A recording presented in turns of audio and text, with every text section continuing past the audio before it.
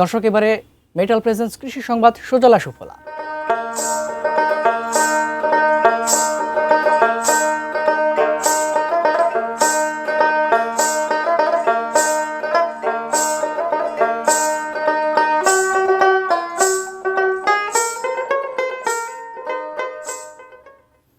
মাচা পদ্ধতিতে দেশীয় জাতের লাউ চাষে লাভবান হচ্ছেন মেহেরপুরের কৃষকরা।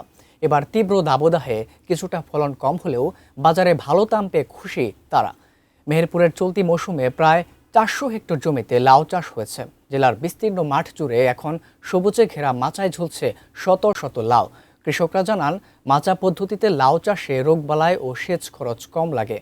একবারে চাষে 3 মৌসুম পর্যন্ত ফলন পাওয়া যায়। তবে এবার তীব্র দাবদাহে ফলন কিছুটা কমেছে, কিন্তু লাউয়ের গুণগত মান ভালো হওয়ায় বাজারে চাহিদাও বেশি, দামও মিলছে ভালো। প্রতিটি লাউ পাইকারি বাজারে বিক্রি হচ্ছে 25 থেকে 30 টাকা দরে। উৎপাদন খরচের প্রায় 3 গুণ লাভের আশা চাষিদের।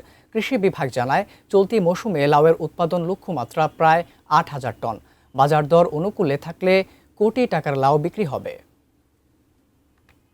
1 লক্ষ টাকা বেচা কেনা হয়ে গেছে। খরচ প্রায় 20,000 টাকার মতন খরচ গেছে। তার বাড়ি এরকম ভাবে বাজার যায়, আমাদের অনেক লাভবান হওয়া যাবে। বর্তমান সময়ে লাউয়ের বাজারের অত্যন্ত চাহিদা রয়েছে, বিশেষ করে গোল লাউ। এখানে বাজার দর খুব ভালো পাচ্ছে বলে কৃষকরা গোল লাউ এখানে উৎপাদন করছেন। তো এই তীব্র তাপদাহতে বর্তমানে লাউ উৎপাদন কিছুটা চ্যালেঞ্জিং হয়েছে।